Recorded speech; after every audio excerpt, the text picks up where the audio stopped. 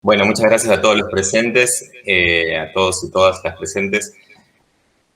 Bueno, como decía Mariela en la presentación de mi trabajo, yo voy a tratar de exponer algunas ideas, no tanto acerca de la idea de formación, sino del par contrario, digamos, del opuesto, yo me animaría a decir, necesario de la idea de Bildung, al menos tal como aparece cuando estudiamos la genealogía de las novelas, que es la idea de deformación o de malformación.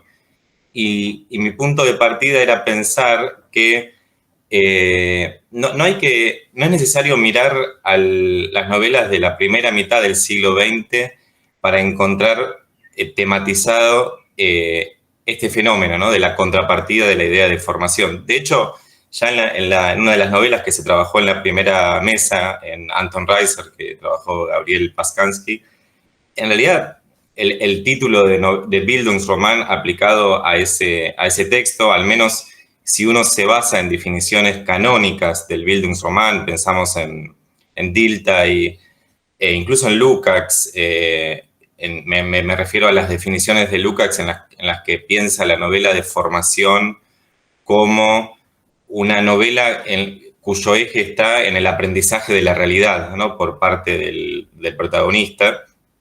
Digamos, en general los modos canónicos de entender el Bildungsroman tienen que ver con el aspecto positivo, ¿no? Con el aspecto armónico del desarrollo, con la integración satisfactoria de la sociedad, incluso en la famosa definición de la novela por parte de Hegel, en la estética.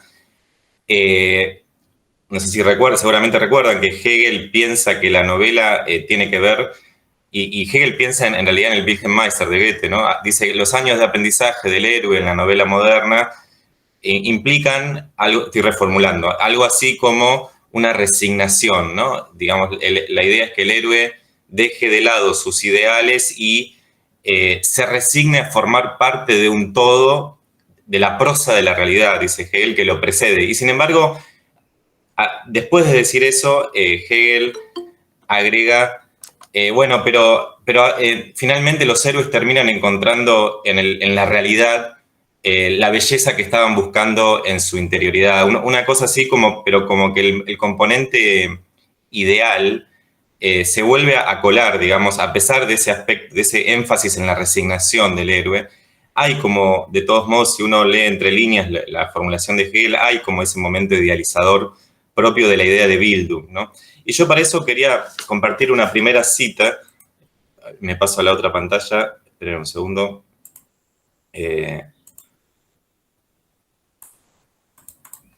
Bueno, esta famosa definición de el profesor de estética, el conocido profesor de estética del comienzo del siglo XIX, que se saltó a la fama o pasó a la posteridad, digamos, por acuñar el término Bildungsroman, ¿no? Y él dice, toda novela de formación representa a un hombre que se forma gradual y naturalmente mediante la interrelación de sus disposiciones internas con las circunstancias externas.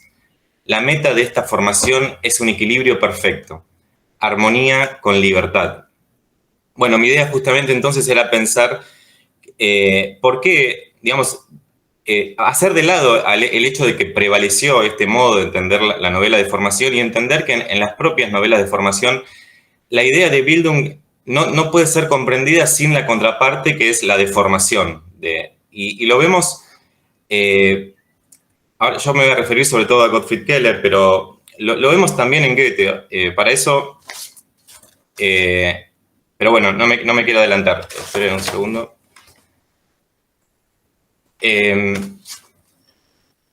Entonces, la idea de formación parece necesitar su par opuesto para ser cabalmente comprendida, la de malformación o deformación. Y como les decía, no es necesario ir a las novelas del siglo XX, a Thomas Mann, a Hermann Hesse, a Kafka para encontrar esto, ¿no? Sino que los representantes más canónicos del género ya aparece representado en los representantes más canónicos, por ejemplo, en el Wilhelm Meister o en Enrique el Verde. Y la razón para esto, de esta situación, debe hallarse, esa sería una premisa, una línea de lectura, en la propia noción de Bildung, ¿no? repasemos brevemente a qué se refiere la noción de Bildung, que es una noción que surge al calor de la Ilustración y su configuración de una nueva idea de sujeto histórico, y en el paso de un tipo de sociedad estamental tradicional, más o menos tradicional, a un tipo de sociedad que se denomina funcional moderna, ¿no? En el cual los roles sociales no están prefijados de antemano, ¿no? Sino como que cada individuo debe, por así decir, crearse su propio destino, ¿no? Digamos, la idea de Bildung surge en esa transición, en Alemania, en la transición de una sociedad estamental a una sociedad móvil, funcional, ¿no? Digamos, y la idea de formación alude justamente al libre albedrío, a la posibilidad de que el sujeto, digamos, no siga los pasos de su familia, de su padre, ¿no? La profesión de su padre, sino que elija su destino, por así decir. Y justamente a partir del surgimiento de la noción de este libre albedrío es que aparece estos dos lados de la idea de Bildung, ¿no? La posibilidad de formar el propio destino, de elegir el propio destino, de elegir quién uno quiere ser, pero también el peligro contrario, ¿no? El peligro de extraviarse. Y esto llamativamente, o no llamativamente, pero muy significativamente, aparece ya en el Wilhelm Meister, ¿no? La primera gran novela de formación surgida en Alemania. Les comparto dos pequeñas citas del Wilhelm Meister.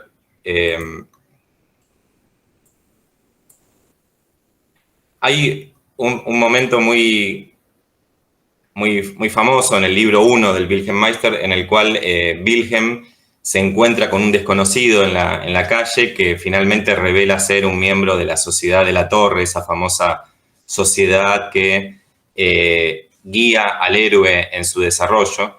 Y este desconocido le dice a Wilhelm lo siguiente: todos tienen su propia suerte en sus manos, al igual que el artista que tiene ante sí un material en bruto al que ha de dotar de forma.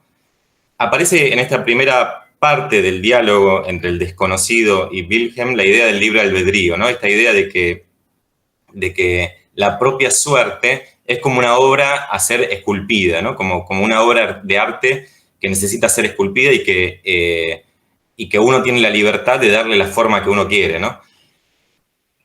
Y después, en esa misma conversación, dice el desconocido: ocurre con este arte, el de la autoformación, como con todos, que solo nacemos con la capacidad para él, pero esta capacidad quiere que la estudiemos y ejercitemos cuidadosamente.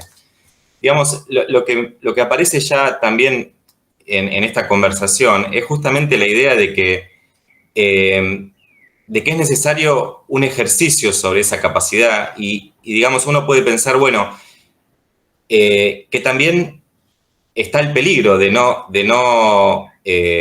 trabajar adecuadamente ese material, que me parece que se toca un poco con el concepto de diletantismo o del que hablaba Gabriel en la primera mesa, ¿no? Bien, sigo.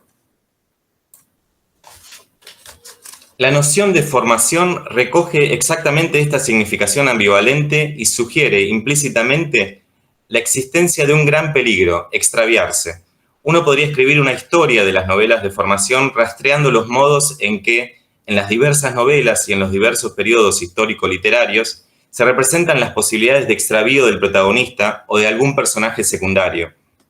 Desde Anton Reiser hasta Karl Grossman, el héroe El desaparecido, ¿no?, de Kafka, pasando por Enrique el Verde, el abanico de posibilidades es muy amplio y rico en matices. La pregunta rectora sería, en esta historia hipotética, ¿qué implica en el mundo ficcional dado no formarse o formarse mal, ¿no? Digamos, no ejercitar adecuadamente esa capacidad de la que hablaba Goethe, ¿no? Que a mí me parece que tiene que ver con, bueno, vamos a ver, con la falta de una orientación, ¿no?, externa que oriente al héroe. Y es significativo también otra cuestión que podríamos mirar en un sentido comparativo, y es que en el Wilhelm Meister los personajes que se extravían son los personajes secundarios, o son algunos personajes secundarios, no el protagonista, ¿no?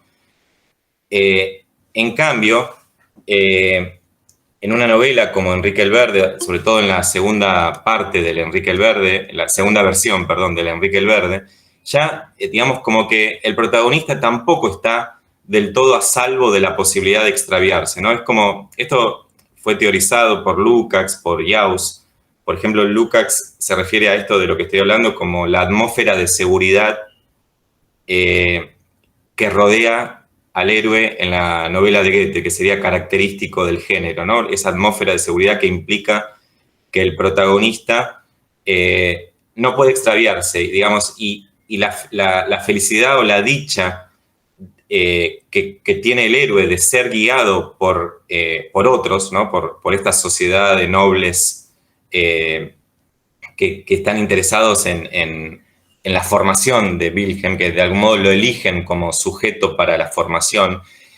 Es la dicha de Wilhelm se ve en muchos otros personajes que no llegan a buen término, ¿no? Por ejemplo, pensemos en Aurelia, ¿no? Este personaje secundario que, digamos, sufre una suerte de tristeza a lo Werther, ¿no? Y no tiene la posibilidad de superar ese estadio de tristeza o de melancolía por no contar con una guía adecuada. Digamos, si uno compara a los personajes de Aurelia y Wilhelm Meister, lo que vemos es que Aurelia vive en un mundo mucho más contingente que Wilhelm, ¿no?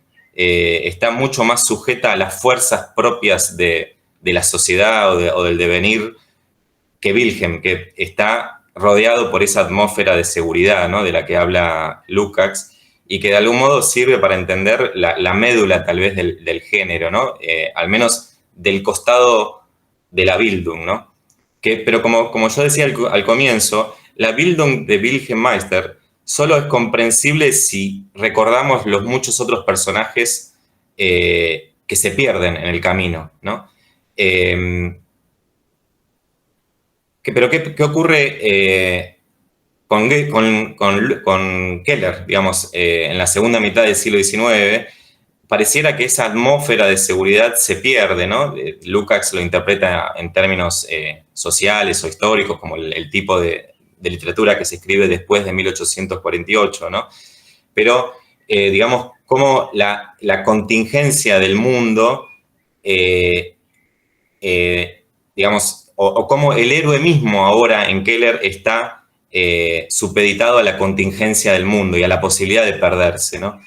Y bueno, quería comentar brevemente la situación en particular de un héroe de Keller.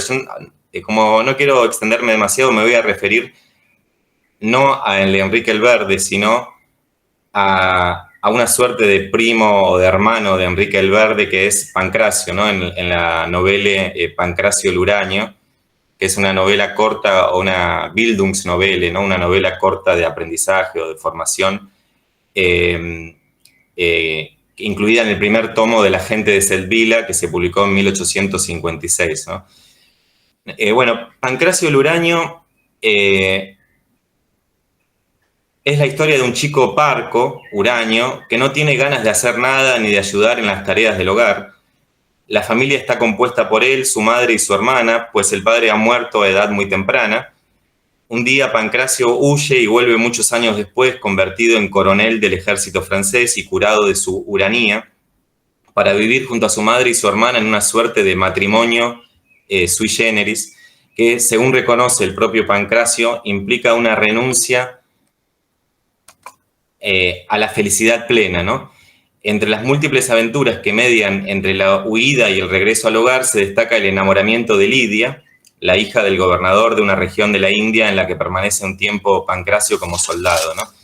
Y yo me quería referir brevemente a esta relación que establece Pancracio con Lidia, porque es un tipo de relación que Keller, entre un hombre o el protagonista masculino y una mujer que en realidad recorre casi toda la obra de Keller. En general, lo que vemos en muchísimas obras de Keller, como en Pancracio el Huraño, Enrique el Verde y otras, es un protagonista tímido que ha sido educado por una madre sobreprotectora que le ha inculcado profundos sentimientos de minusvalía. el resultado de ello es una dificultad notoria por relacionarse afectiva y eróticamente con una mujer. La resolución de este conflicto vital central es distinta en cada caso. Por ejemplo, ante el comportamiento enigmático de Lidia, Pancracio recurre a la violencia simbólica, ¿no? Ahora voy a referirme brevemente a eso. Mientras que Heinrich, que no, por ejemplo, no comprende los sentimientos que un personaje que se llama Dorotea tiene hacia él, calla y deja pasar la oportunidad de expresarse.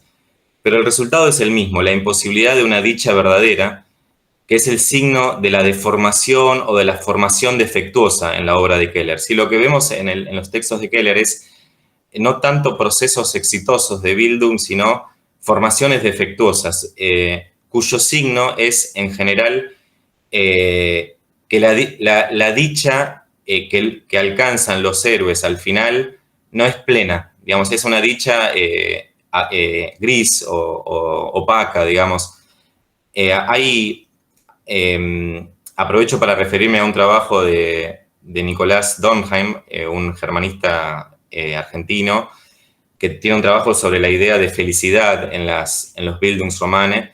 El término que se usa en alemán es Glück, y si uno rastrea el concepto de Glück en el Wilhelm Meister y en Keller, digamos, vemos no solo la relevancia que tiene el concepto, digamos, de entender la felicidad o la dicha como el signo de una formación exitosa, vemos, digamos, eso y vemos cómo Keller trabaja con esa noción para mostrarla como una imposibilidad, ¿no?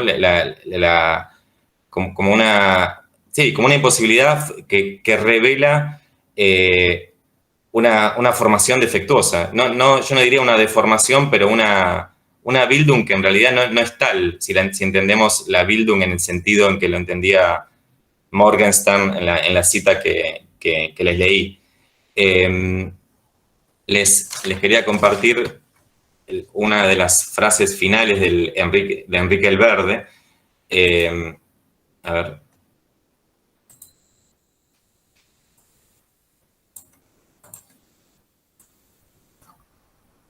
Esto ya no me refiero acá a Pancracio el Huraño, sino a Enrique el Verde. Al final de Enrique el Verde pasa algo parecido a lo que pasa ¿cómo se dice? En Pancracio el Huraño, que es que Enrique se reencuentra con Judith, una prima a la que no veía hace muchísimos años y de la que había estado enamorado, y que ellos dos deciden, después de muchísimos fracasos amorosos y de la imposibilidad de concretar un vínculo con Dorotea por parte de Enrique, ellos deciden tener una suerte de matrimonio también sui generis. Digamos, los héroes masculinos de Keller en general contraen matrimonios sui generis, en el sentido de que no suponen la unión sexual. Digamos, básicamente es eso lo que sugiere, y que por culpa de eso no da lugar a una verdadera dicha por parte para los héroes, ¿no? Y así se lee al final de Enrique el Verde. Entonces decidimos renunciar a la dicha completa y absoluta. Y así quedó la cosa entre nosotros. Ella, bueno, Judith vivió aún 20 años, yo trabajé y no callé más. A veces nos veíamos a diario, a veces una vez a la semana, a veces tan solo una vez al año, según lo exigiera el curso del mundo. Pero cada vez que nos veíamos era una fiesta para nosotros. Y cuando se sumían la duda y los dilemas, tan solo necesitaba oír su voz para percibirla de la propia naturaleza. Sobre todo me interesaba esto de la renuncia a la dicha completa y absoluta, ¿no? Como quizás el signo del fracaso de la formación, al menos de la formación tal como había sido formulada a finales del siglo XVIII por Goethe, por Schiller, por Humboldt, ¿no? Como una idea de relación armoniosa entre el individuo y la sociedad. Y por eso, digamos, también apoyándome, por ejemplo, en un trabajo como el de Jeffrey Sammons, un germanista norteamericano, que les recomiendo al que no lo conoce, que tiene varios artículos muy interesantes. Uno de ellos se llama El fantasma del Bildungsroman perdido, donde él se refiere a la idea de que digamos, dice lo siguiente: bueno, la noción de Bildungsroman está sumamente presente en la historia de la literatura alemana. Digamos, cualquier persona que mínimamente tenga en contacto con la literatura alemana sabe lo que es un Bildungsroman. Pero si uno se pone a examinar obra por obra dónde están los Bildungsromanes, se encuentra con una situación un poco problemática por el hecho de que en realidad ninguna se ajusta realmente a una definición de Bildungsroman. Digamos, es como que pareciera que el Bildungsroman existe solo en términos teóricos, ¿no? Ni siquiera tal vez en el Wilhelm Meister de Goethe uno se encuentra con esa idea de formación armoniosa que, sin embargo, en el propio Wilhelm Meister está socavada por una fuerte ironía que hay en los últimos capítulos de la novela de Goethe, ¿no? Digamos, está todo visto a la luz de... es todo muy irónico el supuesto final feliz del Wilhelm Meister. Pero bueno, la segunda parte, o la segunda versión de Enrique el Verde, que es considerada la gran novela de formación del siglo XIX, si nos ponemos a mirar en detalle, en realidad tampoco se ve un proceso de Bildung realmente, ¿no? Sino, en muchos aspectos, lo que vemos en Enrique el Verde es una malformación, no sé si es el término adecuado, pero una idea de que es una formación defectuosa, porque implica un alto precio a pagar por parte del individuo para formar parte de la sociedad, que es que esto de renunciar a la dicha completa y absoluta, ¿no? Nada, en ese sentido, digamos, me parece que, digamos, sin llegar al extremo de novelas de comienzos del siglo XX, como, por ejemplo, bueno, La montaña mágica de Thomas Mann o Bajo la rueda de Hermann Hesse, donde directamente hay como una idea de aniquilación del héroe de la formación, vemos acá un camino en esa dirección, ¿no? Pero bueno, para terminar hablando un poco más de Pancracio Luraño, que era lo que yo había empezado a hablar, y yo les decía, bueno, en Pancracio Luraño hay como, Keller muestra diferentes maneras del fracaso, ¿no? O diferentes maneras en las que se concreta esta renuncia a la dicha. En Pancracio Luraño hay algo muy llamativo que es digamos, hay un momento en que Pancracio está en África y como soldado del ejército francés y se enfrenta a un león. Hay un león que aparece en medio del desierto y digamos, tiene como un encuentro, una lucha, ¿no? Con el león.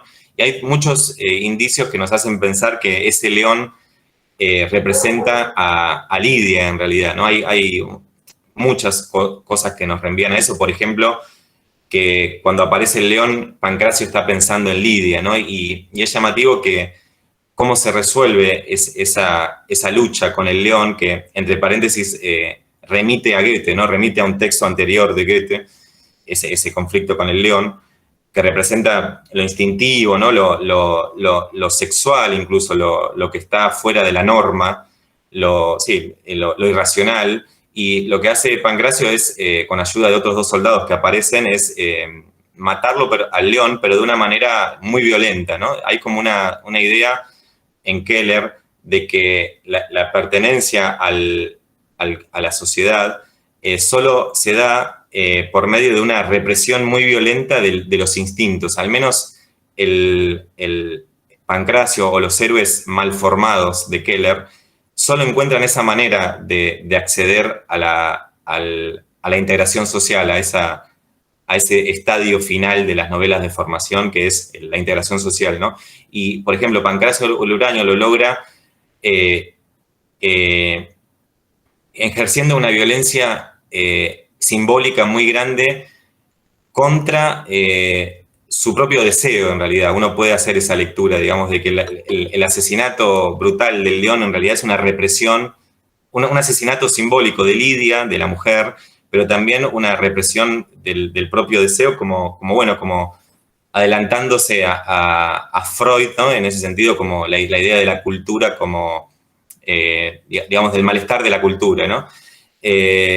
Pero nada, simplemente entonces para cerrar quería yo aportar esta idea de que uno podría hacer una historia de las novelas de formación a partir de la cara contraria a la idea de formación, que es de todo lo que los héroes y los personajes secundarios de estas novelas tienen que dejar en el camino para formar parte de la sociedad. Digamos, como que uno podría invertir la manera canónica de leer el Bildungsroman y pensarlas como novelas que en realidad muestran de manera indirecta los peligros terribles que acechan al individuo, al joven que quiere en algún momento formar parte de la sociedad. ¿Sí? Bueno, eso, nada más. Gracias.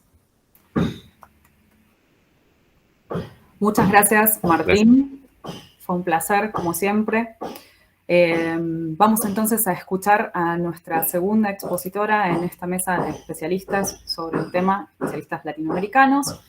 Continuamos entonces con la exposición de Manuela Hoffman. Manuela es socióloga por la Universidad de San Pablo y traductora. Trabaja con la obra de Karl Marx y con las novelas del ciclo Meister de Goethe, que fueron objeto de su doctorado en la UNICAMP y de su postdoctorado en la USP, en la Universidad de San Pablo, respectivamente, y sobre los cuales en breve publicará un libro.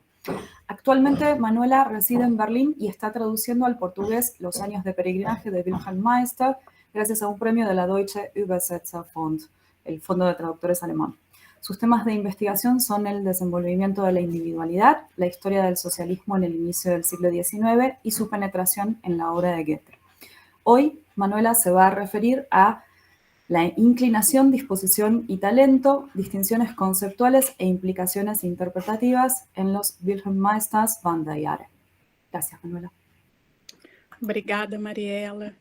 Obrigada, Martim, pelo convite. É um grande prazer estar aqui com vocês. Eu vou falar em português, né? Como vocês já perceberam. E eu peço, por favor, que vocês me interrompam caso eu esteja um pouco rápida, caso vocês não tenham entendido alguma parte, eu volto e a gente se entende, tá bom? Então, para mim é um grande prazer discutir esse livro e com pessoas que gostam dele também, né? Nessa apresentação, eu gostaria de tratar de algumas questões interpretativas do Wilhelm Meister que surgem quando a gente se aprofunda nas distinções conceituais entre... Deixa eu até colocar aqui, compartilhar com vocês a minha tela. Vocês estão vendo a minha tela?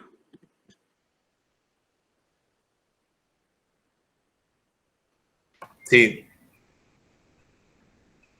Mas onde é que está o meu texto? Recién estaba, Manuela. Antes estaba, ahora no. Parar a apresentação. Deixa eu ver se eu consigo compartilhar aqui.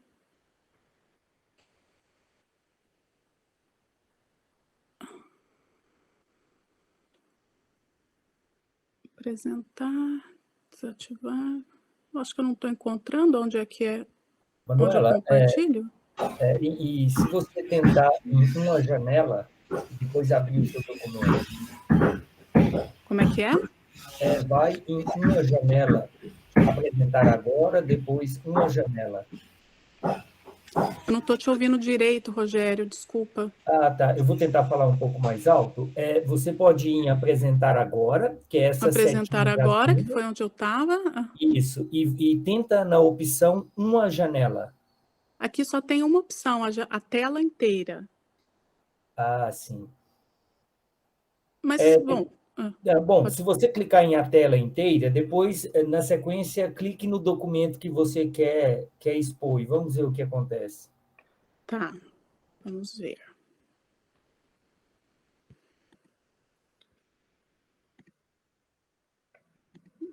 Sim, perfeito. Aí estamos. Tá dando para ver? Ai, Sim. que ótimo. Então tá, eu já não estou vendo mais vocês, mas enfim, né? Vocês estão vendo... Ah, opa, peraí que estava lá no final. Bom, aqui essa é uma ilustração da obra, assim que ela saiu, com o Wilhelm mostrando os seus bonecos, né, do teatro de marionetes. Bom, mas como eu estava dizendo, obrigado, Rogério, eu vou, então, assim, aprofundar algumas questões quando surgem, quando a gente trata dessas distinções que eu trato aqui como conceituais, porque eu acho que elas têm esse status, né? Essas palavras, elas têm esse status de conceitos, inclinação, disposição e talento, tal como elas aparecem no livro. Esse universo conceitual, ele é importante na medida em que determina um dos aspectos centrais da discussão sobre o romance, a saber, como veio discutindo o Martim aqui, inclusive de uma maneira excelente na sua apresentação, que é essa realização individual do protagonista. E aí, aqui, esse protagonista que, segundo o Goethe, né, como ele se refere a esse protagonista numa carta de 1787, ou seja, ele já tinha começado o romance já fazia 10 anos, um jovem escritor que se torna ator e diretor e que busca no mundo artístico do teatro sua satisfação e vê nisso sua missão de vida. Então, foi assim que o Wilhelm foi concebido. Então, a pergunta sobre a realização individual de Wilhelm Meister orientou as interpretações do romance desde que ele surgiu em fins do século XVIII e deu origem à tradição do conceito de Bildungsroman, que propõe a interpretação positiva, né, sobretudo, sobre Wilhelm Meister, que prevaleceu na crítica literária, ou seja, aquela interpretação que enxerga a realização individual do protagonista como completada ao fim do romance. Para que isso fosse possível, entretanto, foi necessário desconsiderar os anseios individuais e de autodeterminação do protagonista, encarando-os como fantasiosos e imaturos, e atribuir o poder e a verdade fora de, e muitas vezes contra, a individualidade do próprio protagonista. Então, ou seja, atribuindo esse poder e essa verdade a Sociedade da Torre, a representação das determinações individuais no romance. Rapidamente aqui, eu não vou tratar sobre o conceito de Bildung, nem de Bildungsroman, porque não dá, né, então, para a gente entrar nesse assunto que ele é amplo, e em relação a esses conceitos ainda mais, né, tem ainda mais desdobramentos. Eu adianto que eu tenho uma posição crítica ao conceito de Bildungsroman, mas depois a gente pode discutir, né? E aí espero que fique claro, né, por que eu tenho essa posição crítica, né? Então, nessa apresentação, eu vou propor uma crítica a essa interpretação dominante sobre a trajetória e o destino do protagonista Wilhelm Meister, a partir dos conceitos de inclinação, Neigung, Hang, né, como eles aparecem originalmente em alemão, disposição, que aparece como Anlage, Veranlagung, Naturell, e talento, Talent. Então, um levantamento dos contextos em que esses conceitos aparecem no romance mostra que os significados deles na boca de diferentes personagens são, de certa maneira, unívocos. O que muda propriamente é o peso e o valor que cada personagem atribui a um e a outro, não propriamente o significado dessas palavras, né? O sentido para os personagens. E para efeito de análise, a gente pode distinguir dois campos: o Wilhelm, com as suas experiências e concepções, e o círculo da Sociedade da Torre, cujos representantes procuram aplicar certas teorias às próprias vidas e às vidas de seus escolhidos, e, no caso, como o Wilhelm Meister. Então, primeiramente, a gente deve observar que inclinação, disposição e talento dizem respeito à atividade. E aqui eu trago o Spinoza, que também não posso aprofundar a influência do Spinoza no pensamento do Goethe e na configuração desse romance, para a configuração desse romance, inclusive, mas uma passagem bem significativa que eu acho que ela expressa bem o que eu gostaria de dizer aqui. Ninguém pode desejar ser feliz, agir bem e bem viver, que não deseja, ao mesmo tempo, ser, agir e viver, isto é, existir em ato. Então, a atividade é um conceito propagado no romance tanto pelos personagens nobres quanto pelos burgueses. Os primeiros tentam atrelá-lo à formação, ao desenvolvimento, desdobramento e aperfeiçoamento das capacidades, faculdades, disposições e inclinações individuais. Para os segundos, os burgueses, a atividade está ligada principalmente à utilidade social e à consequente vantagem financeira que se pode individualmente tirar dela. O principal objetivo de Wilhelm é ser ator.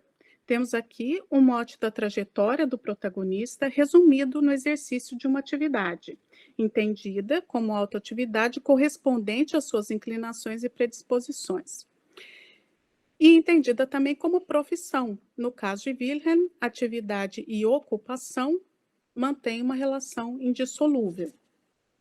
Então, as embaixadas da torre, ao longo da história, tiveram uma finalidade clara.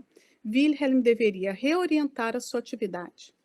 Ainda que eles reconhecessem, ou justamente porque reconheciam, a verdadeira inclinação artística de Wilhelm, a argumentação seguida por eles foi articulada paulatinamente no decorrer da trajetória do herói, né, em que as embaixadas da torre iam chegando ao longo da história.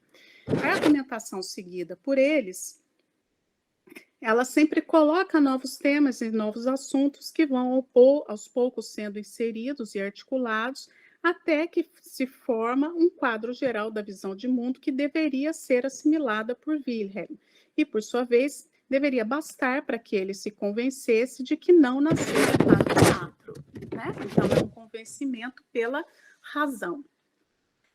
Já no livro 1, tá tudo certo, pessoal? Vocês estão me ouvindo? Estão acompanhando os slides? Sim, sim. Tá, ótimo. Sim, perfeito. Obrigada. Então, no livro 1, nessa primeira incursão da torre, né? A pergunta surpresa de Wilhelm sobre se o desconhecido, né, o homem desconhecido, não cria em destino, não acreditava em destino, o homem, né, um dos emissários, respondeu que não se trata aqui do que creio, nem este é o lugar para lhe explicar como procuro tornar, de certo modo, concebíveis coisas que fogem à compreensão de todos nós. A questão aqui é saber qual é o modo de representação para nós, qual o melhor modo de representação para nós. A trama deste mundo é tecida pela necessidade e pelo acaso. A razão do homem se situa entre os dois e sabe dominá-los. Ela trata o necessário como a base da sua existência, sabe desviar, conduzir e aproveitar o acaso. E só enquanto se mantém firme e inquebrantável é que o homem merece ser chamado um Deus na terra. Infeliz aquele que, desde sua juventude, habitua-se a querer encontrar no necessário alguma coisa de arbitrário, a querer atribuir ao acaso uma espécie de razão, tornando-se mesmo uma religião a segui-lo. Que seria isso se não renunciar, o Entsagen, né, tão importante para o romance posterior, inclusive, a própria razão e dar ampla margem às suas inclinações? Imaginamos-nos piedosos enquanto avançamos, vagamos sem refletir, deixando-nos determinar por contingências agradáveis e acabamos por dar ao resultado de uma tal vida vacilante o nome de uma direção divina.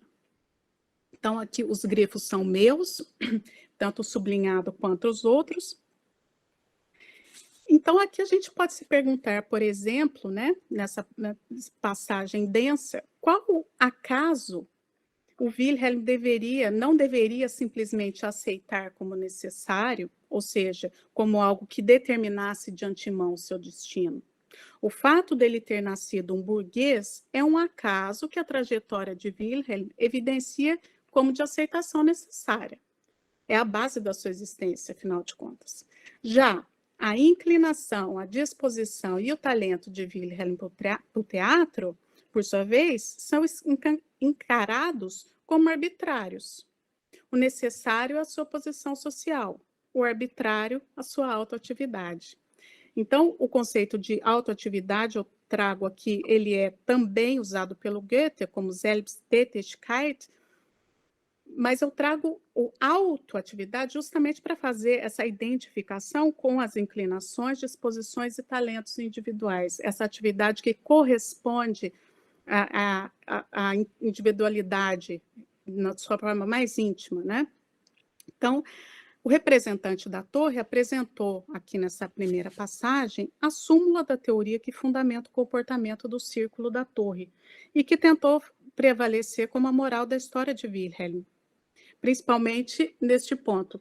A questão aqui é saber qual é o melhor modo de representação para nós, que é a grande ironia, que é como a gente vai ver adiante. Em relação ao conceito de inclinação, há um consenso entre os comentadores do Meister de que a obra encontra-se dividida em duas partes. A primeira, os 5 primeiros livros, formando um bloco, e os 2 últimos, né, com a intersecção do livro 6, da Bela Alma, outro bloco.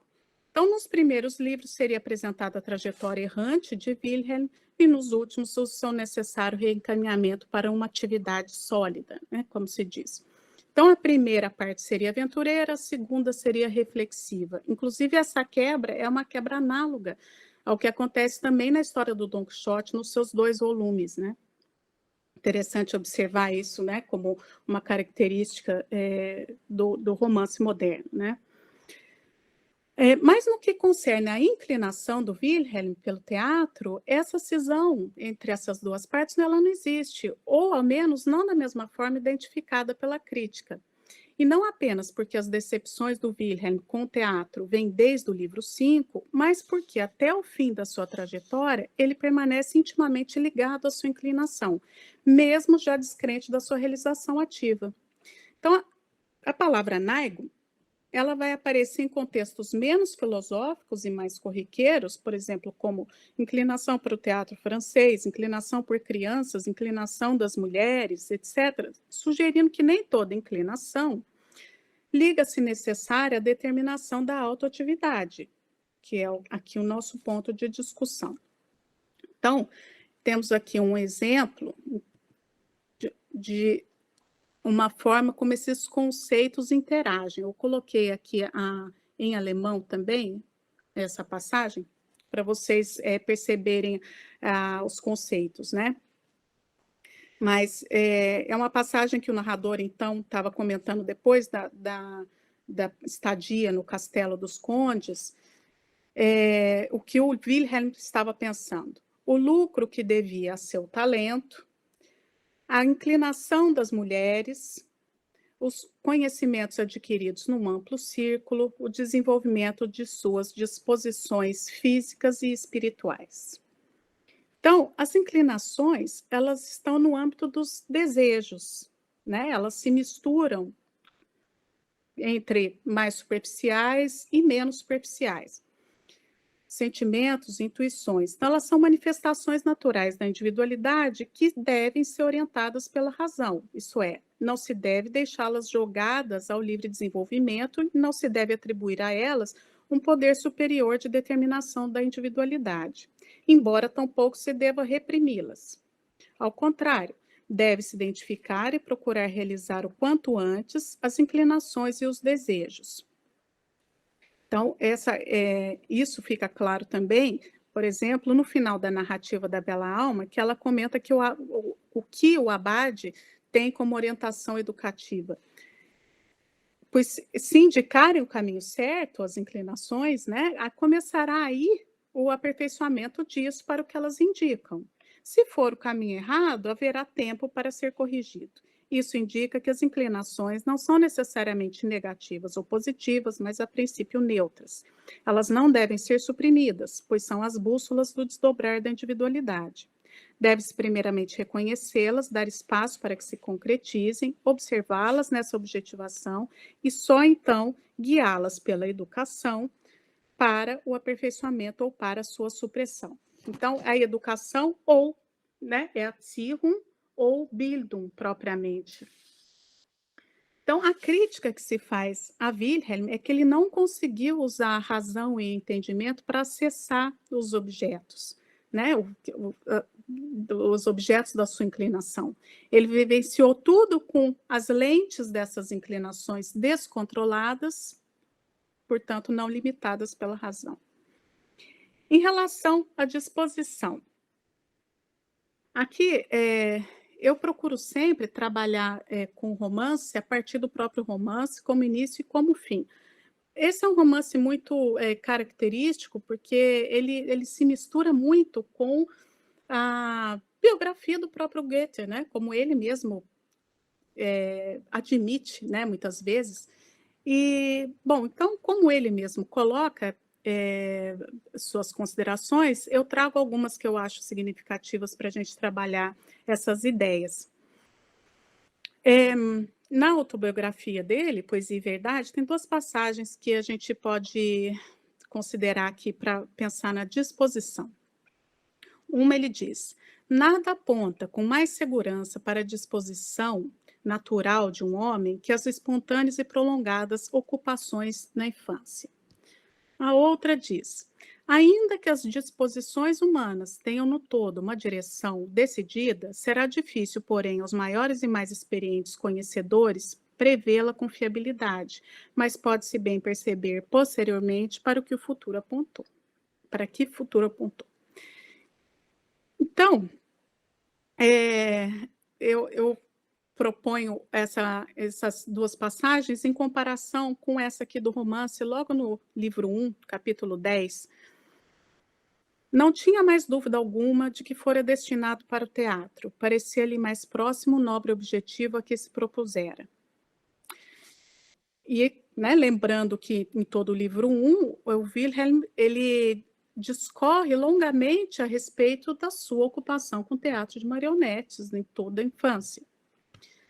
Então, Wilhelm reconhece cedo a sua inclinação pelo teatro e procura, desde criança, fortalecer suas disposições para a arte, né? Para esta arte especificamente, tanto quanto depois, no decorrer da sua trajetória teatral, procura certificar-se de sua disposição, entendida então como aptidão, que é ligeiramente diferente de talento, para essa inclinação, ou seja, para essa tendência interior por este determinado objeto exterior.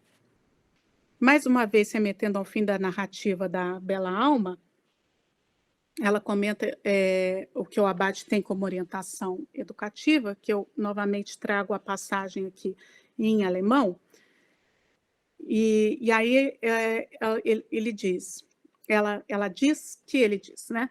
Só nossa educação equívoca, dispersa, torna indecisos os homens, desperta desejos ao invés de animar impulsos, e ao invés de beneficiar as verdadeiras disposições, dirige seus esforços a objetos que, com muita frequência, não se afinam com a natureza que por eles se esforça.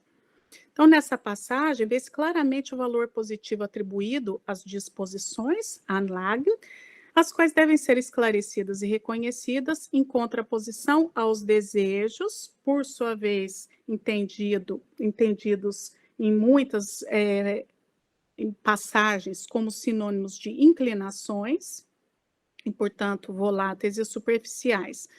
Então, o desafio para a individualidade é distinguir quais inclinações ancoram-se em verdadeiras disposições, né? Então, a distinção entre inclinação e disposição é a causadora das maiores incertezas no herói e dará ensejo para as explicações sobre sua experiência malograda.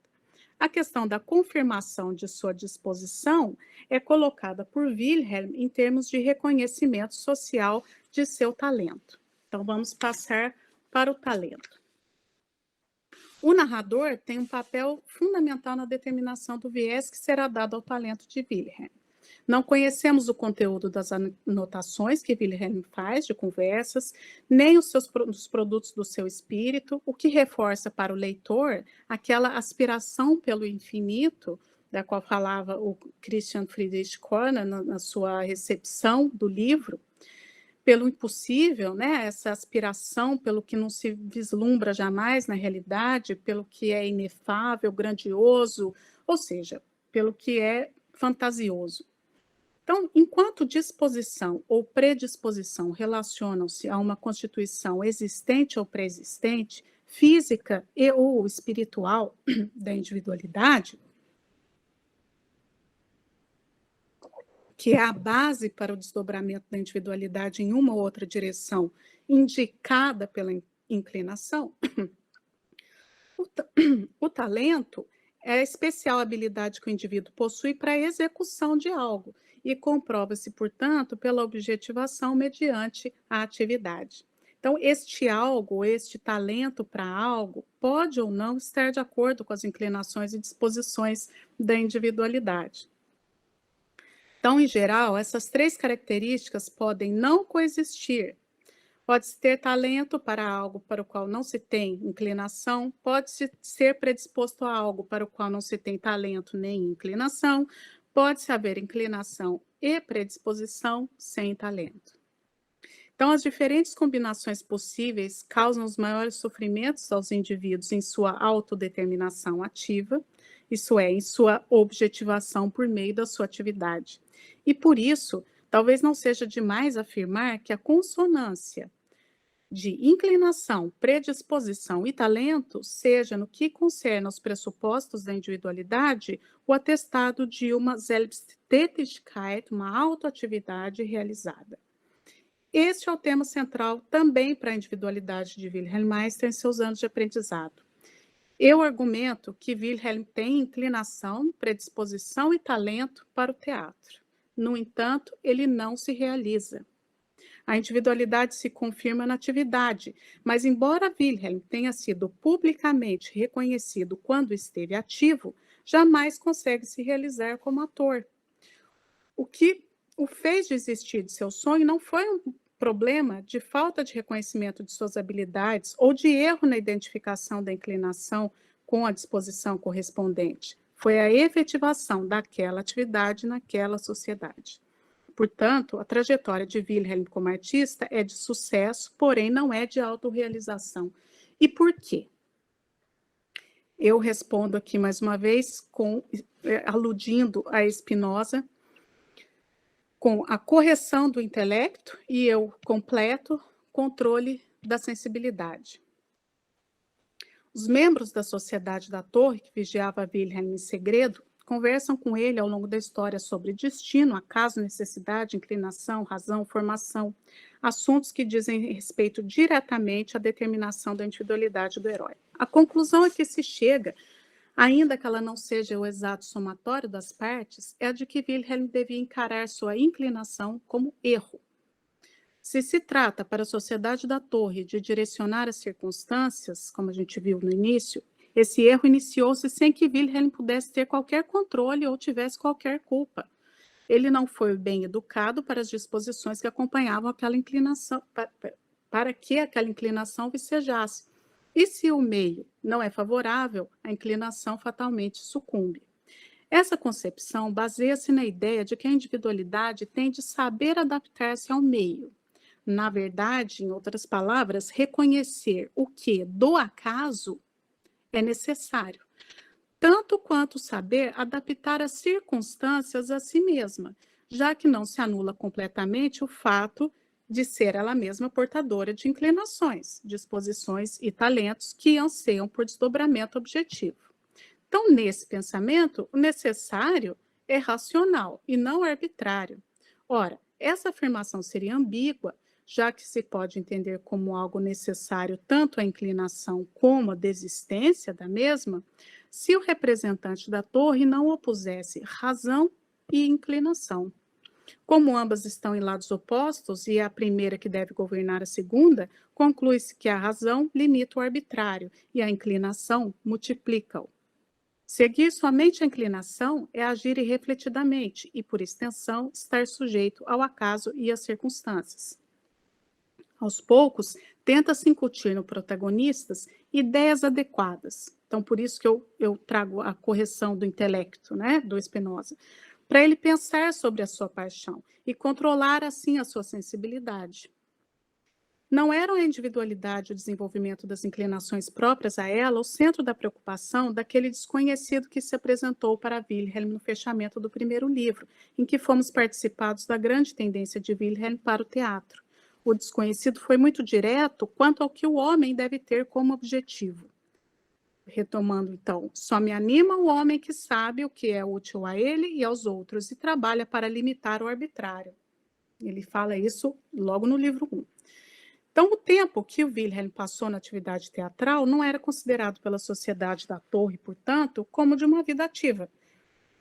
Eles dizem, no livro 3, não permita esmorecer seu propósito de voltar-se para uma vida ativa e dê-se pressa em aproveitar bravamente os bons anos que lhe são concedidos. E isso se relaciona ao fato da inclinação, como fundamento da autoatividade, ser um elemento secundário na concepção da Torre. Então, aqui eu vou me encaminhando para o final, espero que ainda tenha um pouquinho de tempo, para fechar a apresentação com essa, enfim, tentando amarrar um pouquinho as ideias e trabalhar com o problema do erro e da falsa tendência. O Wilhelm Meister foi concebido essencialmente como alguém que persegue uma falsa tendência da individualidade. Então, eu trago aqui mais uma vez o Goethe, nessa passagem que eu peguei aqui no Tyler, sobre Wilhelm Meister's Lehrjahre, e que ele fala assim, os inícios de Wilhelm Meister ficaram por longo tempo em suspenso. Eles provêm de um obscuro pressentimento da grande verdade, que o homem frequentemente gostaria de experimentar algo para o que a natureza lhe negou disposição, gostaria de empreender e exercitar algo que nele não se pode transformar em habilidade.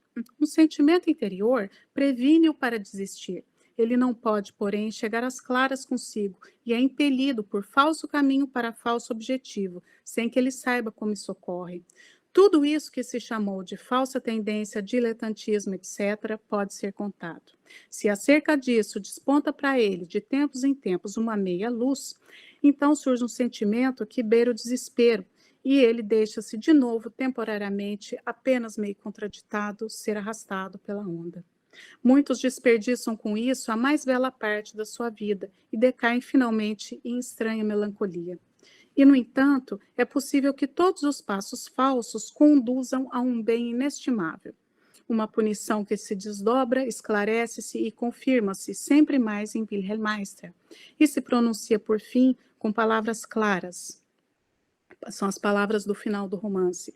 Você me parece Saul, o filho de Quis, que saiu para procurar as jumentas de seu pai e encontrou um reino.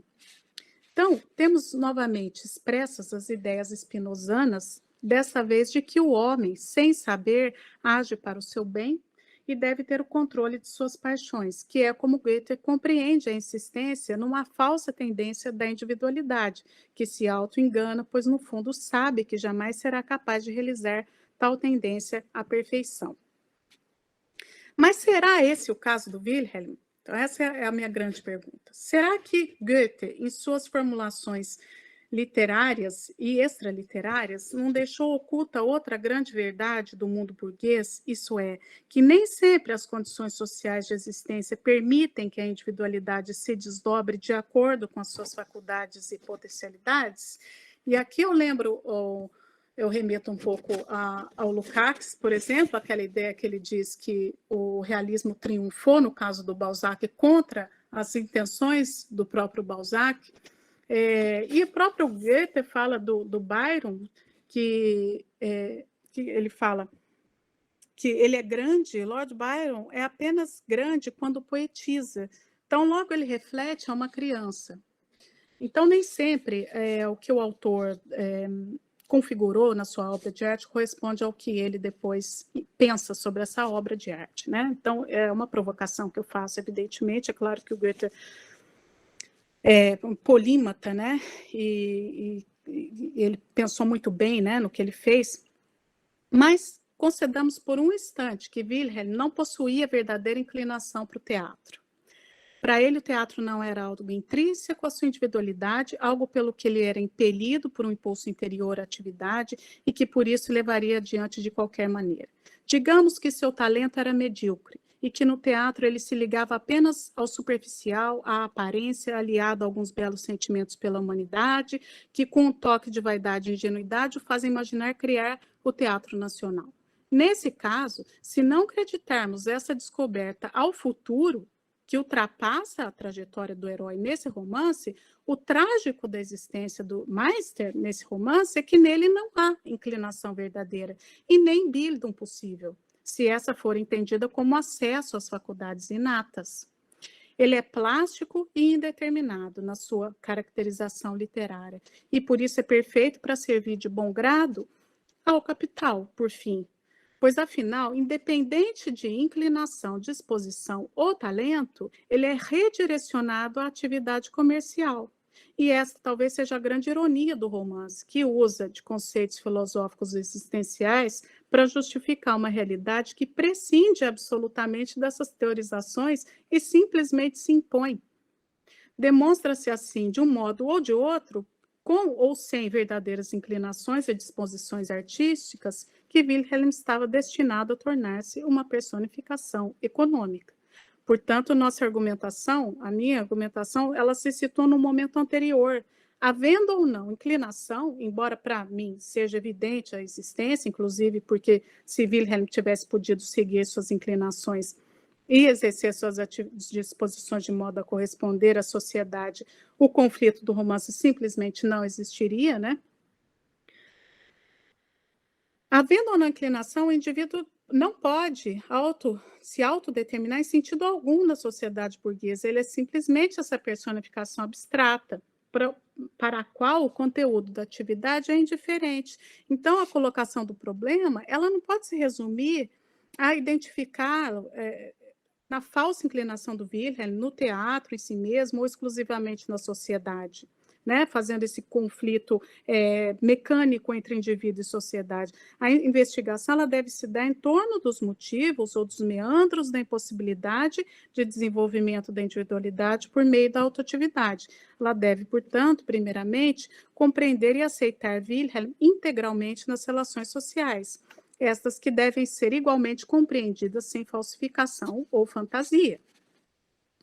A perspectiva moralizante própria e talvez necessária aos romances do século XVIII deveria deixar claro que o herói tinha um caminho a seguir, o caminho correto, e este era o da classe dominante. Assim, o erro de Wilhelm é apontado por aqueles que interpretam que Wilhelm deveria ter, desde o início, se ajustado à sociedade, e por isso nosso herói sempre lembra algo de quixotesco. Ora, essa é a perspectiva de uma sociedade que menospreza as carências da individualidade.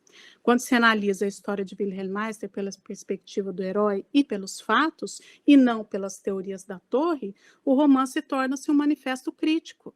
Ele evidencia que Wilhelm foi impedido de desdobrar suas inclinações e disposições individuais inatas. Goethe não direciona o nosso olhar para a impossibilidade que a sociedade apresenta para que as verdadeiras inclinações desenvolvam correspondentes predisposições e talentos no indivíduo, mas sim para o fato de, se existe uma inadequação da tendência individual às relações sociais,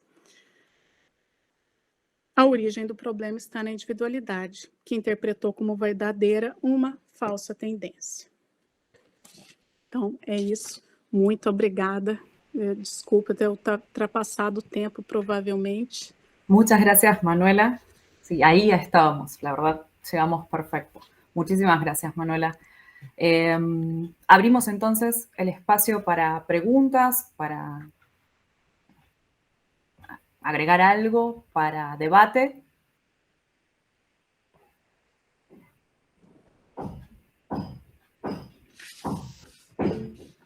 Ana, ¿querés comenzar?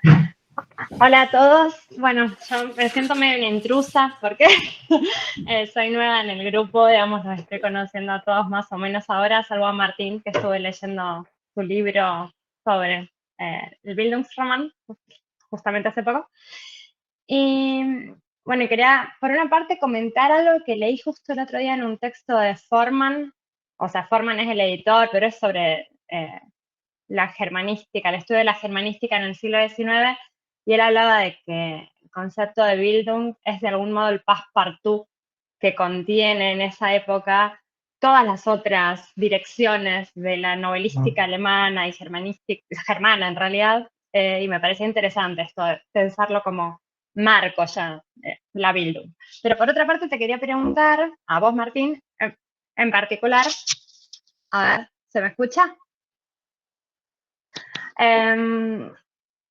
Ya sé que las novelas que trabajaste hoy, vos decís que no respetan el modelo teórico, digamos, de lo que sería la novela de formación, y bueno, lo llamás malformación o deformación, y pienso que sí, que tal cual, tanto lo que tiene Heinrich, la primera versión que termina muerto, la segunda que termina en esta dicha gris, como vos planteabas. Y te quería preguntar si para vos, y no hablaste de esto, pero en tu libro sí, pero no termino de entenderlo. Realmente sí, y bueno, y al resto de la mesa también. Si en Stifter se puede hablar de que hay como como se llega a cumplir la teoría, o si a pesar de eso, no. O sea, si hay un cumplimiento de lo que se espera de la novela de formación en Max Sommer, o si no. Y perdón que me vaya para otro texto del que no hablaste, pero como sé que lo trabajas, no, quería saber. Muchas gracias. Bueno, gracias, Ana. Comento yo algo, por ahí Manuela después quiere agregar alguna cuestión. Sí, a ver, el concepto de Bildung, digamos, es central entre los intelectuales alemanes de la Ilustración tardía, digamos, del último tercio del siglo XVIII.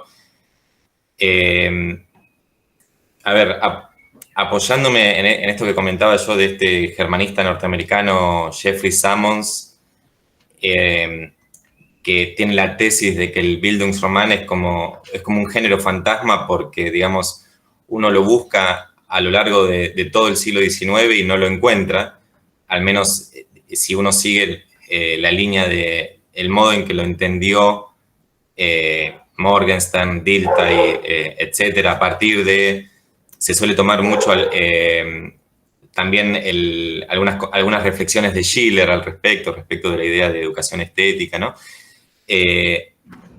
Y digamos, y siguiendo esa tesis, digamos, uno no encuentra en todo el siglo XIX una novela que responda a ese ideal de formación armoniosa, de integración armoniosa entre el individuo y la sociedad. Y respecto de Stifter, sí, es una novela muy particular de Anach Soma, ¿no? El verano tardío. Digamos, hay algunos autores, me acuerdo, por ejemplo, de, bueno, ahora se me fue el nombre, pero también un germanista inglés que sostiene que tal vez de Anach Soma sea el único Bildungsroman del siglo, de la historia, digamos, porque solo allí se dan las condiciones para una realización de los ideales del héroe. Pero bueno, si uno analiza algunos detalles de esa novela, como por ejemplo, digamos, el tipo Manuel hablaba del concepto de renuncia, que de algún modo también está contenido en la idea de Bildung, ¿no? También en ese sentido la idea de Bildung es compleja porque incluye la idea de formación, pero también la idea de renuncia en el sentido de entender cuáles son las condiciones que impone la realidad para la vida en el momento actual, ¿no?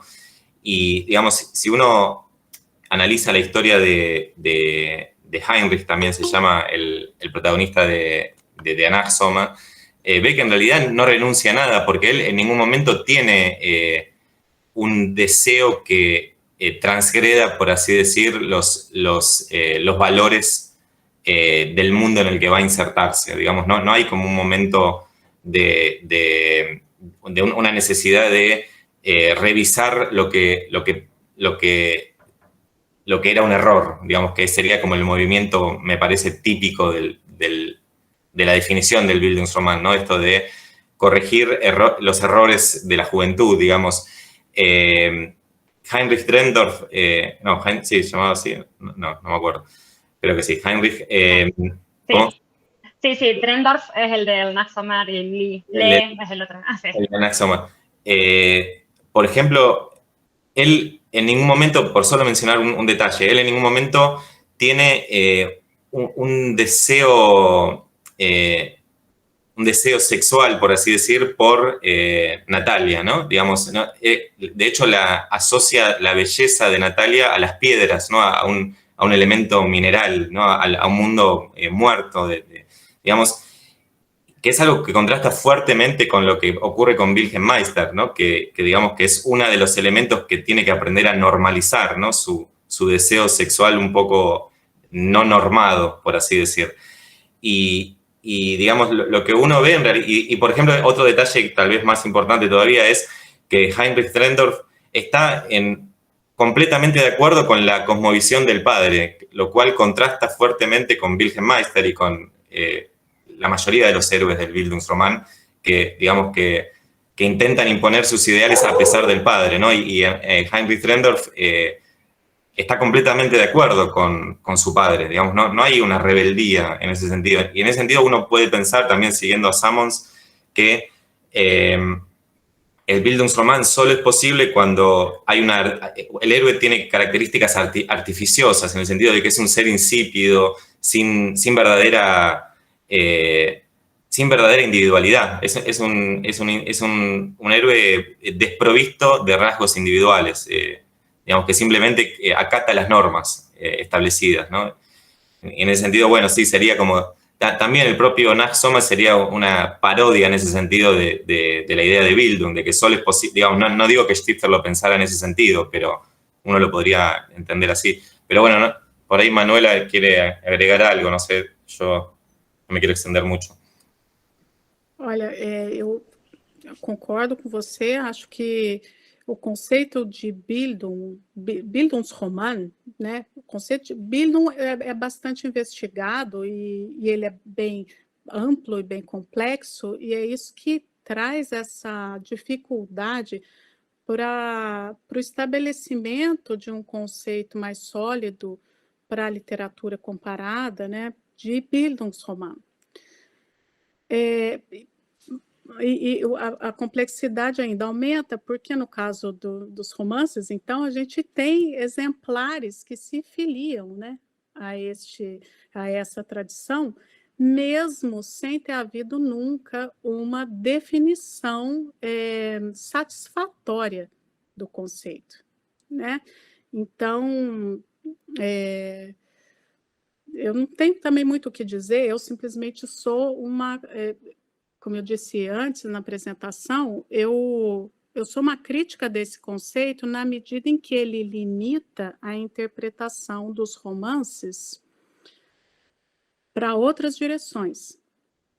Ele acaba limitando e de modo indeterminado, né? Porque aí fica um pouco arbitrário, cada um entende um romance, em geral, um romance moderno, evidentemente, né?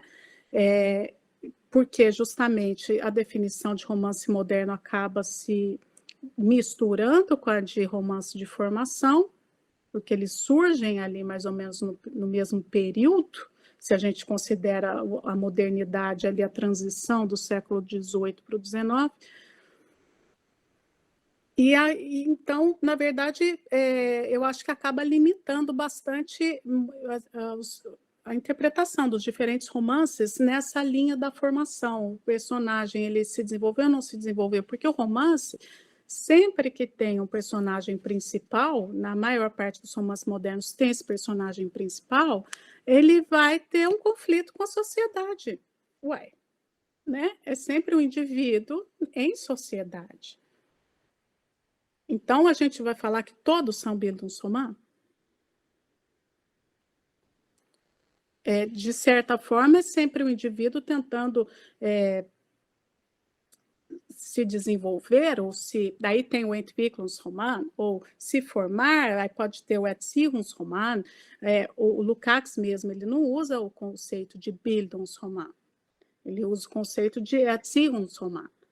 E ele também não define esse conceito, mas usa do mesmo jeito que o Dilthey, na época, talvez ele tenha usado o Erziehungsroman justamente para se diferenciar do Dilthey, né? Porque até a década de 60, todos pensavam que o conceito de Bildungsroman tinha surgido com o Dilthey, né?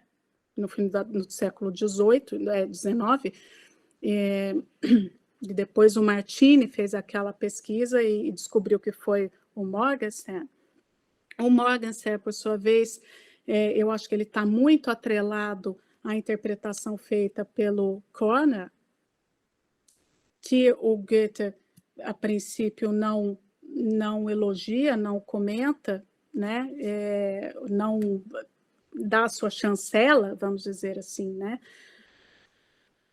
Então, assim, a minha opinião em relação ao conceito de Bildungsroman é que muitas vezes é melhor deixar ele de lado e interpretar o romance em si mesmo, e desvendar esse romance sem tentar adequá-lo a um conceito que não tem definição ainda. E talvez nunca tenha, né? Enfim, mas a gente não pode negar que existe essa tradição do conceito, né? Existe.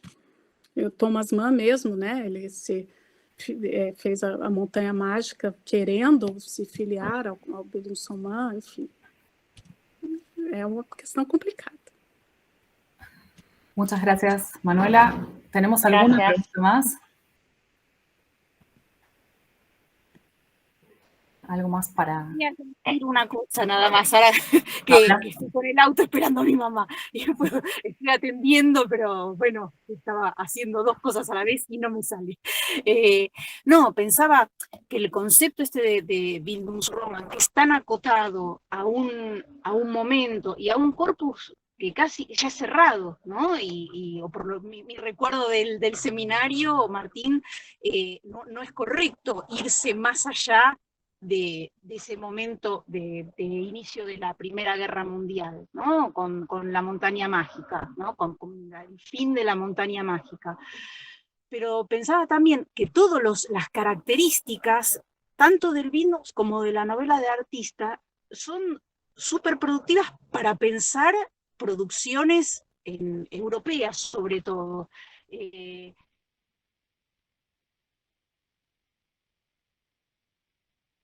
Me acordaba cuando expusieron los llama Austerlitz, y en esa novela, que es la pérdida de identidad y de nombre, porque el joven Austerlitz es enviado en un tren desde Alemania, desde Austria, hacia Inglaterra, el tren de los niños, donde evacuaron niños para que no los mataron, digamos, y los adoptaron familias inglesas, y es el regreso buscando a su familia, y el relato también de ese recorrido, y narrado de una manera que tampoco se adecua a una novela típica, y sin embargo hay un montón, la educación, quiénes son los maestros, el no poder insertarse y adecuarse a un mundo que realmente parece no tener una solución. Es posible pensarlo con, esas categorías de la Bildungs, ¿no? Era eso nada más mi comentario. Muchas gracias, Paula. Martín, Manuela, ¿algo para agregar? No sé qué pensará Manuela. Me interesaría saber, digamos, en función de lo que pregunta Paula, digamos, del carácter histórico, ¿no? Entiendo que vos proponés no hablar de Bildungsroman, un poco entiendo en la línea de Lukács, ¿no? Que evita hablar del término, del género, digamos, de ponerle ese nombre al género. ¿Vos cómo pensarías la historicidad? Digamos, ¿lo pensarías como género estas novelas que estamos trabajando? ¿Y pensarías una historicidad y una especificidad alemana, si se quiere, también, sin que tengamos, digamos, yo pensaba muchas veces en lo que dice Dilthey, que a mí me parece muy, muy bueno lo que dice Dilthey, pero que tal vez no es necesario incorporar el componente nacionalista, digamos, para pensar la historicidad del género o la alemanidad, si se quiere. No sé vos qué pensás, me interesaría eso por ahí. Sí, es algo que se me ocurrió recién, que lo pensé mientras estaba escuchando las distintas charlas. a mí me quedó como la idea de que es, que como género, es un género que ha terminado y que está muy anclado en un contexto. Entonces, sería como la gauchesca casi. No se puede seguir hablando de gauchesca o encontrarla en otros lugares que no sean en el Río de la Plata. Y sin embargo, el tipo de héroe sí se puede reencontrar, o un héroe deformado. No hablar de género, pero sí hablar de rasgos prototípicos o de un héroe o de un género. Capaz es eso lo que permitiría hasta sacarle el jugo a un concepto que si no termina siendo cerradísimo. Creo que también Manuela, Martín se dirigía a Manuela. Manuela, por lo que dijiste también, perdón, hay sonido de construcción detrás. Manuela. Então, ele, na tentativa, né, assim, pelo que eu estudei a respeito do Bildungsroman, eu comecei a estudar o Wilhelm Meisters Leijahre pela categoria do Bildungsroman. Então, eu levantei toda a literatura, né, trabalhei com esse conceito, até que eu cheguei nessa discussão a respeito do conceito e uma dos problemas ou das questões envolvidas aí na definição, tem um autor muito bom que faz uma espécie de um relatório de pesquisa a respeito do termo, ele chama Kuhn, não lembro o primeiro nome dele, mas depois eu posso passar essa literatura. Eu fiz um artigo que eu procurei reunir essa literatura e discutir um pouco essas questões para ter essa clareza, né? Enfim, e realmente é muito difícil ter essa clareza, mas dá para a gente sistematizar os problemas. Então, um dos problemas na definição do Bildungsroman ele é um gênero que a gente pode definir como historicamente definido, ele vale apenas para um momento histórico, por exemplo, no qual surgiu, e aí então com Wilhelm Meisters Leijahre, que esse é o consenso, né? Não que ele tenha surgido com Wilhelm Meisters Leijahre, mas que ele tenha assumido a sua forma perfeita com o Wilhelm Meisters, modelar com o Wilhelm Meisters Leijahre. Bom, e se foi assim, ele estaria não apenas historicamente muito restrito e definido, como também localmente, né, nacionalmente, estaria na Alemanha no século XVIII. Né? E aí os alemães, por um lado, reivindicaram esse conceito como alguma coisa própria da Alemanha. Então, lá na frente, o Thomas Mann reivindica também este caráter nacional do conceito, né? E essa filiação ao grande autor alemão, que foi o Goethe. E outros autores, não, viram o conceito como uma espécie de um formato de romance que pode ser usado por qualquer autor, e em qualquer lugar, em qualquer tempo. E é óbvio que foi essa ideia que floresceu pelo mundo, porque então todos os romances possíveis foram interpretados, puderam e podem até hoje ser interpretados com essa lente do Bildungsroman. Né? E sempre vai ser frutífero, né, interpretar como um Bildungsroman, exatamente porque, primeiro, o Bildungsroman é, antes de tudo, um romance moderno, então as características de um ou de outro, independente das definições que se tenha de um ou outro, elas vão sempre vão se converter ali para o mesmo lugar, né? Vão sempre se encontrar. Enfim, né? Então, assim, a verdade é que não dá para bater o martelo para nenhuma nenhuma crítica, por um lado, embora eu seja mais pela crítica, né, justamente porque fica tudo muito indefinido, ou por não, ele é um Bildungsroman. Esse romance, nesse tempo, ou só aquele romance é um Bildungsroman. Não dá para falar nada sobre o Bildungsroman e um romance em particular, né? Então, assim, por exemplo, se tentou definir o que era um Bildungsroman, perguntando, bom, é o Bildungsprozess, é o processo de formação, é o Bildungsziel, é o objetivo da formação, é o Bildungsheld, é o herói que tem as características da formação. O que é que porta no romance essa formação que o romance de formação configura? Ou a formação ela foi bem sucedida? Não, não foi. Então, é um romance de desilusão. Então, é um anti-Bildungsroman, não é um Bildungsroman. O protagonista queria ser artista, então é um Künstlerroman. Então, assim,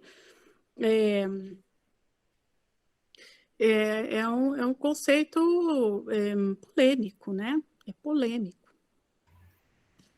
Muchas gracias, Manuela. Muchas gracias a los dos ponentes para cerrar esta mesa puntualmente y dar lugar a la siguiente mesa. Si les parece bien, comenzamos la siguiente, pero Martín, ¿qué te parece? Dejamos 2 minutos para que la gente vaya al baño, vaya a buscar el mate. Sí. De todos modos, creo que en el programa figura 16:45, así que tenemos 15 minutos. Perfecto. Vamos a hacer algo.